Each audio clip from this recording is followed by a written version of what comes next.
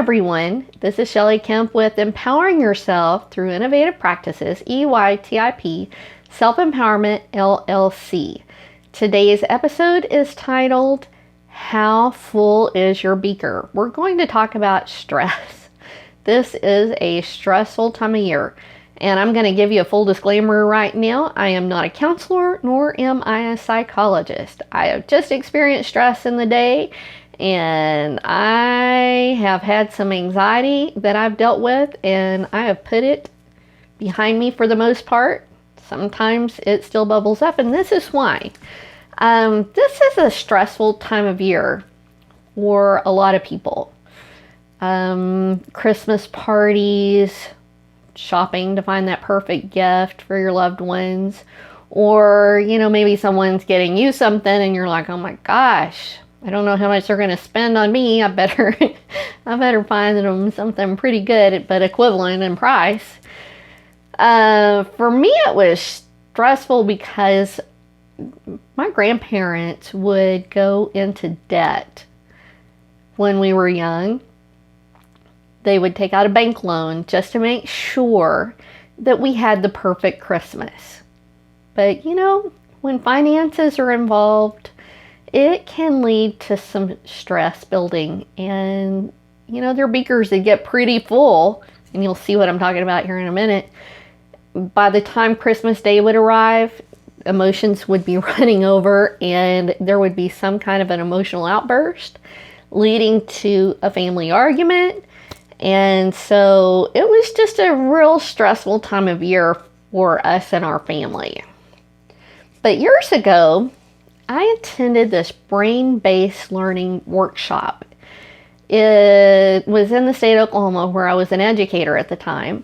And I just had such a profound experience at this workshop. It was 20 years ago, and I'm still talking about it to this day.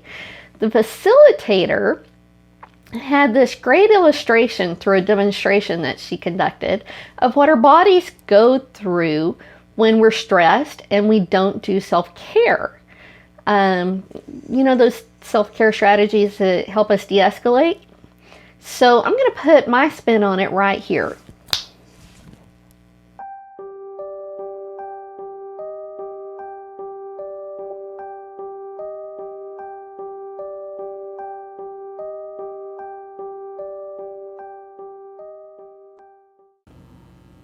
We get a nasty email from our homeowners association.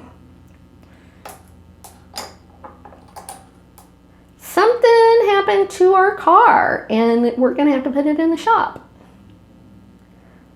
But boy, can our bodies take a lot. This is everything that's going in. Now you see, nothing's coming out because, this is, if we don't take care of ourselves, it just keeps coming and coming and coming until eventually we are able to take a lot, but look, it's starting to spill over. When it eventually spills over, that's when, the tears release. That's when, we may have an angry outburst. That's when, you may hear people in a meeting with nervous laughter. That's just how they are getting rid of all of that toxic input that's going into their beaker. So when your beaker gets full and then it eventually overflows, this is what happens. You have an emotional response. It can be physical, with your blood pressure spiking out of control. Anyway, I hope you liked it. What did you think? Could you relate to the beaker and the dropper demonstration? I could. 20 years after I took that workshop, it is still resonating with me today. I have this visual image of my stress levels, being, as they're increasing, I'm like, oh, my beaker's getting full. How full is your beaker? For me, when my beaker starts filling up, it affects my health. I have high blood pressure when I'm under stress. It's only triggered by stress.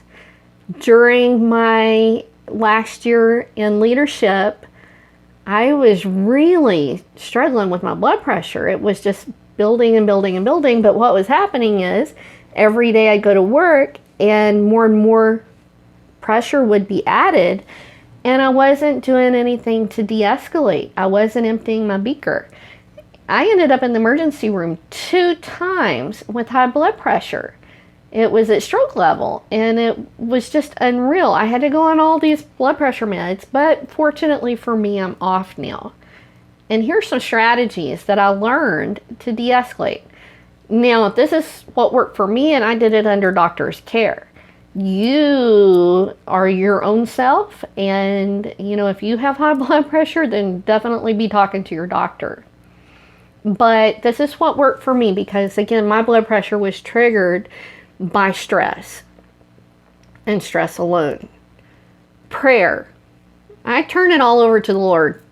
He can deal with it better than I can, and so that's like the first thing I do. I turn to the Lord, turn it over to Him, and it empties out the beaker.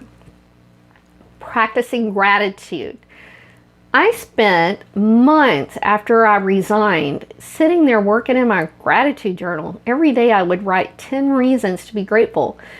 If I am experiencing gratitude and I am writing it down, I am not feeling the stress. It is a tension release for me. I'm emptying the beaker.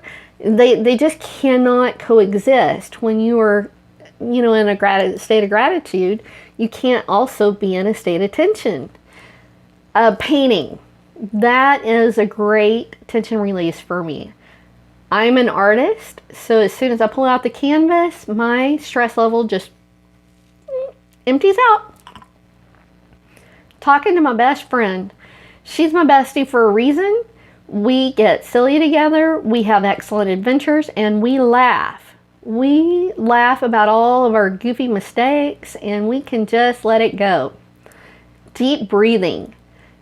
I tell you what, I had a friend that taught me some deep breathing strategies that last year that I was in, again, my leadership role, and it really works. Breathing in through your nose and out through your mouth. It just is a way to find that peace. Upskilling. I find that when I'm learning something new and there's not any pressure on me to learn it, I am having such a good time. Like right now, working on these videos and my blog and stuff like that, I'm constantly upskilling. I take classes online, I watch YouTube videos, so it's just a way for me to let it go. Other people choose to empty their beakers other ways, like massages. I tense up when someone starts sticking their fingers into my back, but that works for some people. Mani-pedis. Mani-pedis, again, some people go and they are able to relax when they're getting their nails and toes done. Reading a good book.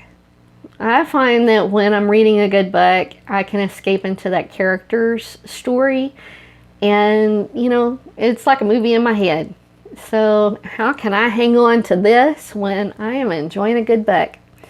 Watching a good movie, whether it's a comedy or some people like horror movies, they find tension release when they watch something that's scary.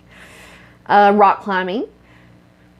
Not me, but again, bungee jumping, not me, but it's a tension release. There are even some people that like to jump out of perfectly good airplanes. I don't know why they do the skydiving, but to each his own. It's about, taking charge. What is it that helps you? Walking and hiking. Exercise. Some people find that exercise is a great tension release, and it does help us with our breathing, it helps our health, and it is a good source of letting it go. Those are some strategies to take care of yourself. I hope that you remember to empty your beaker, especially this time of year. It can be so stressful this time of year. How about you? What is it that you do to empty the beaker? feel free to share, because I'm sure that people that are watching this or reading my blog would love to hear from you and love to hear your strategies.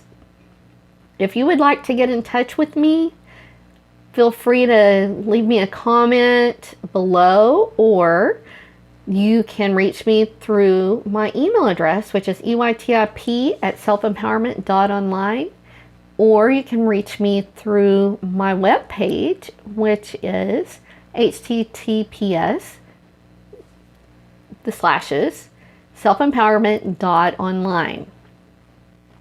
So, thank you for watching today. I hope you enjoyed yourself. And next week, we are going to create a vision board. Not the best with the vision boards, but we're going to create one together. So tune in next week, and it was great talking to you today. Remember to empty out your beaker. Have a great day.